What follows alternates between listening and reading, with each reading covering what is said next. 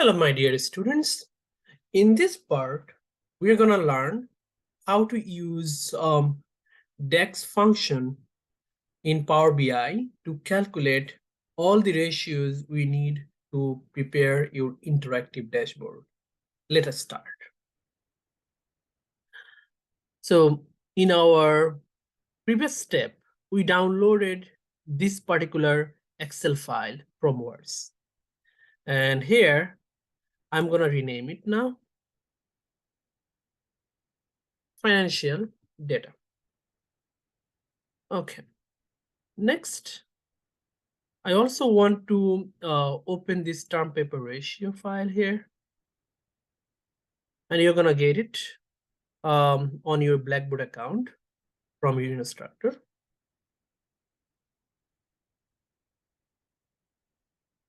For equity multiplier, this ratio is good. But there is another way to just write down this ratio or to calculate this ratio. That one is total assets over total equity.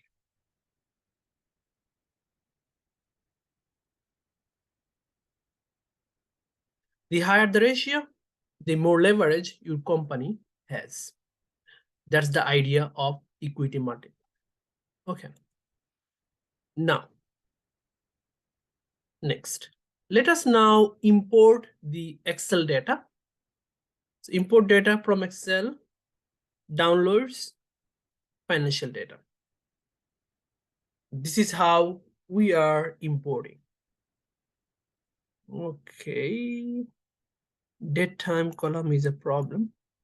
There is a quick fix for that. Let us go back and open the Excel file. We actually don't need this data file, data date column. So let us just delete this column. Again, to delete this column, what you need to do, right click over the column and then here delete. The Excel file that your instructor will make available to you will not include data date. That is how you're going to avoid this problem. Let me save it. So this Excel file now does not have any data date column. Let us close it. This financial data. Okay. Select this one. Load. Let us give Power BI some time to load the data. Now, here you can see on the data view part, the data is already uploaded. Okay. Next, we are going to calculate all of these ratios one by one. Now, for that, let us go to the Home tab. And then here, new column. So here we have now a new column. Let us call it current ratio. So current ratio equal what your file says, current assets over current liabilities. So current assets, just type current assets and then choose the one here, current assets over current liabilities. Okay. So current assets over current liabilities should give you current ratio. Hit enter. Here you can see your current ratio. Good. Next, quick ratio. Again, under Home tab, new column. Let's call it quick ratio.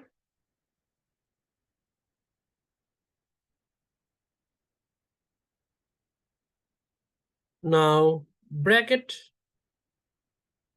current asset. Oh.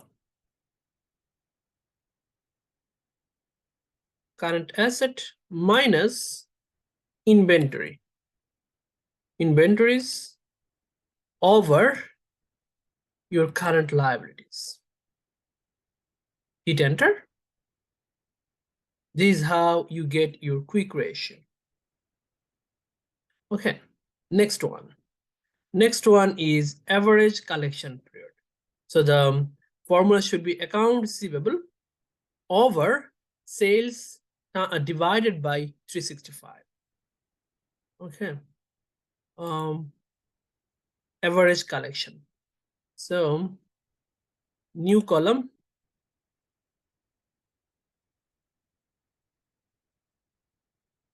average collection period, accounts, see, receivables. Actually, before that, oh no, it's good. Receivables divided by bracket sale divided by 365. Receivables over sales divided by 365. It should be good. Now we get our average collection. Next one, days sales in inventory. So the formula is inventory over cost of goods sold divided by 365. Again, new column here. Days sales in inventory. So here it should be inventories divided by bracket cost of goods sold divided by 365, close the bracket, hit enter. This is how we get days sales in inventory. Next. So this is how we complete the part of liquidity ratios. Now we are going to move to capital structure ratios. So here, debt ratios, total liabilities over total assets. Okay.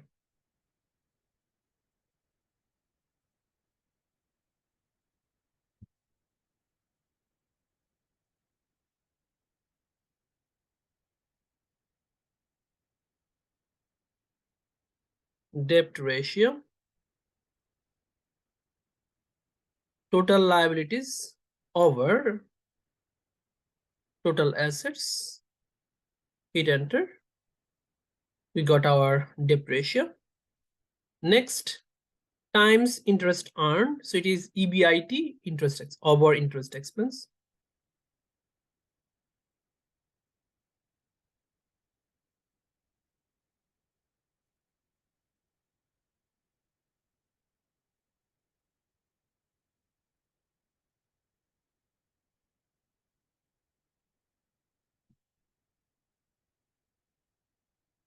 EBIT over interest expense, hit enter. This is how we get our times interest earned.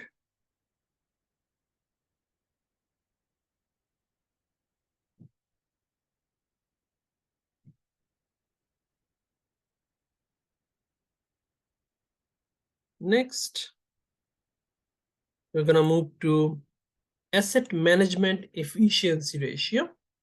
So for operating return on asset, we need to calculate operating profit margin and then total asset turnover. So let us first calculate operating profit margin. And the ratio is EBIT over sales. New column.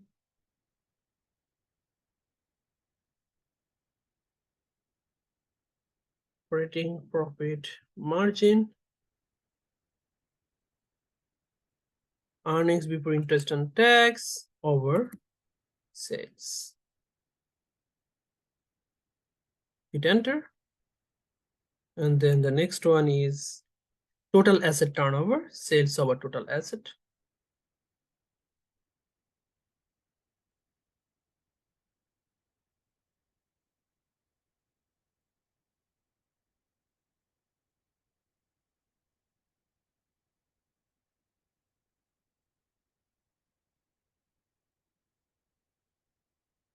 Hit enter.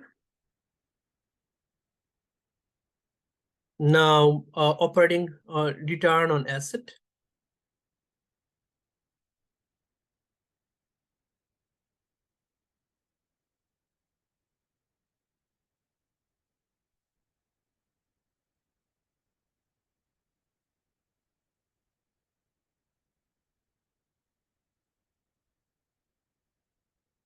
Operating profit margin times total asset turnover. Hit enter. This is how we get you total return on assets. Next, return on equity. So for that, you need to know net profit margin, total asset turnover, then equity multiplier. We already have total asset turnover. So in this case, we are going to calculate net profit margin and equity multiplier. So net profit margin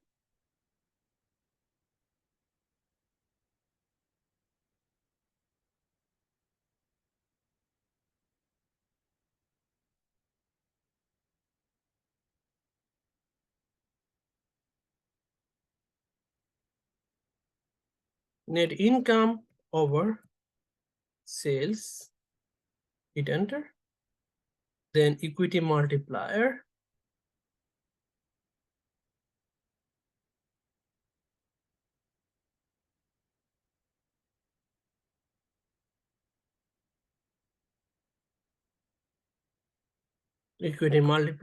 so it should be total assets over equity. So this is how we get our equity multiplier. Now we are gonna multiply profitability, net profit margin with total asset turnover and equity multiplier to get return on equity. New column. Well, we don't need new measure. We actually need new column. So new column. Next, return on equity. So it should be equal to total asset turnover times net profit margin times equity multiplier. Hit enter. This is how you get your return on equity. Okay.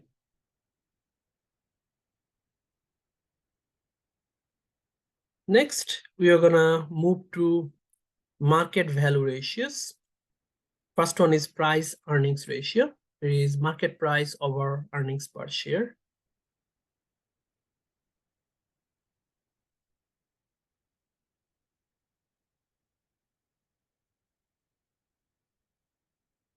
Oh, we don't want new measure, we want a new column.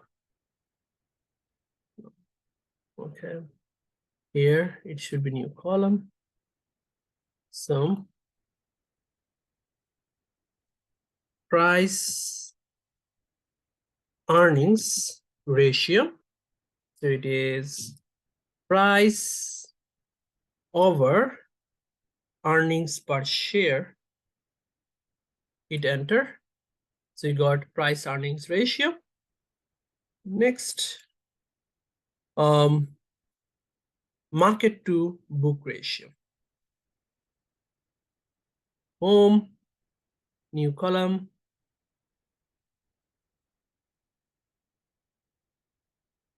Market to book ratio.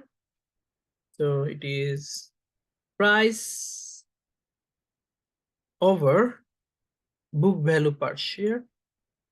Hit enter. Now we got market to book ratio. Okay. So now we have completed calculating all the ratios. Now we are going to do some formatting. The only formatting that we are going to apply here is we are going to keep two decimal places for every ratio we calculate. So here, column tool,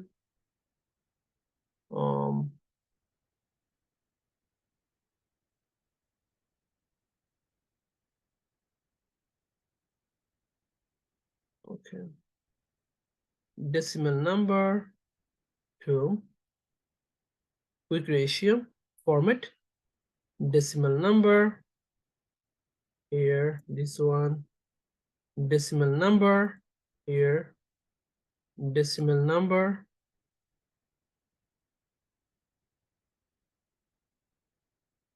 decimal number times interest earned, decimal number. Okay, this decimal number,